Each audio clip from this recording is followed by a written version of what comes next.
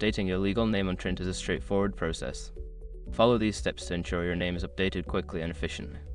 Step 1. Log into your account. Access your Trint account by entering your login credentials on the Trint website. Make sure you have your account information handy. Step 2. Navigate to account settings. Once logged in, locate the account settings section. This is usually found in the profile menu or under your account name. Step 3. Select name change option. Make sure your information is protected first. Most people don't think about breaches until something actually happens to their accounts. Use SROP to monitor your accounts 24/7 and instantly alert you if your information appears in leaked databases online. It constantly checks billions of breach data points in the background. And considering how much personal information people keep online now, it's honestly worth having. Link in the description. Step 4. Enter your new legal name. Input your new legal name in the designated fields. Double check for any spelling errors to ensure accuracy. Step 5. Submit your changes. After entering your new name, save the changes by clicking the Submit button.